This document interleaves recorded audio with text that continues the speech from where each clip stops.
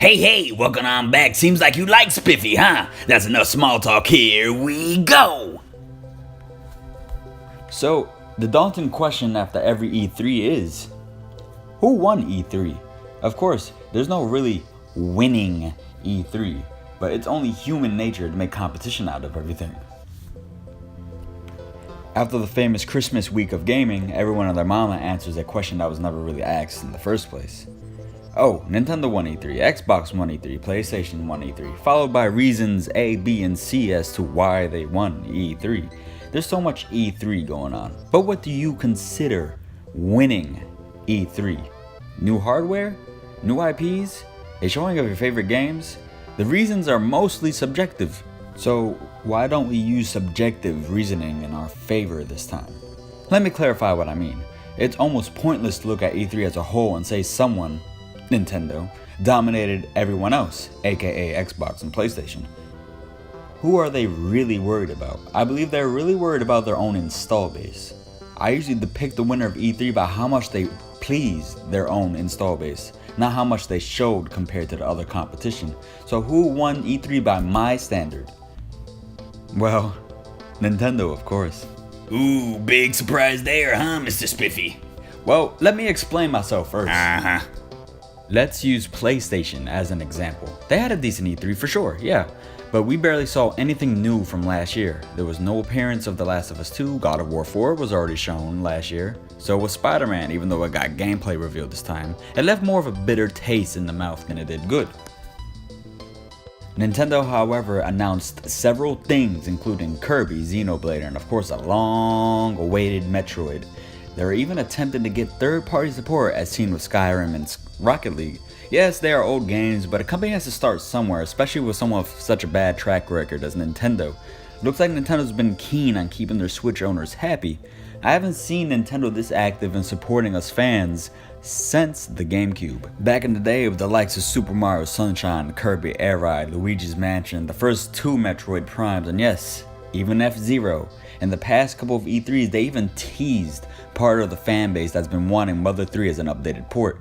And I have a good feeling in the gut of my stomach that we may get it along with a new F-Zero game. Hey, I just hope it's not a travesty like Star Fox Zero was.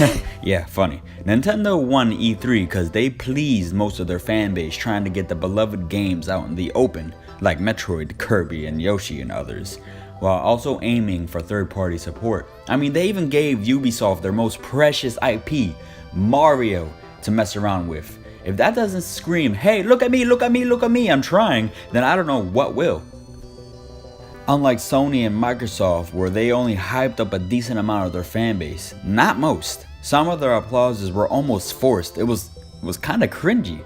PS4 seemed like it was a remaster of last E3, and Xbox was yelling exclusive, but really none of them were really held down by Microsoft.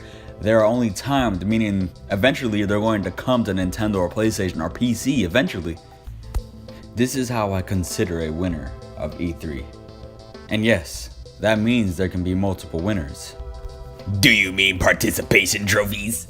No, I'm not saying the cliche everyone is a winner, because if a company disappoints, it's our duty as a consumer to let them know, hey, you're looking stupid, huh? You're not doing what you're supposed to be doing. That's what you're supposed to be telling the company. But Nintendo seems to be the only winner this year. From my perspective, the Switch seems to be taking the same route as the GameCube, as to having updated specs and hardware. Even though it's not the strongest graphic chip out there, it's the strongest mobile chip available right now. It seems like Nintendo's doing everything right this time around, or at least trying to do everything right. But I'm getting a little off subject here. Do you have a different way of seeing a winner at E3? Let me know what you think. Let me know in the comments. I always try to respond to everyone. I like to have discussion, as I keep saying. I also want to say thanks to the early supporters for getting me over 130 subs so quickly. I didn't think I'd have 5 by now. It really means a lot to me. It makes me want to keep creating videos because people are actually watching what I'm making and actually enjoying it. It makes me feel good. I really appreciate and have love for all of you guys. I have something a little exciting to announce, but that's for a little later. What's a surprise if you can't wait for it, right? Once again, guys, this is Mr. Spiffy 5. Have a good one. I'm back. Remember, if you like the content, why not subscribe? If you really liked it, how about you give that bell a good old ring-a-ding-ding? Until next time, guys, this has been a Spiffy video. Game over.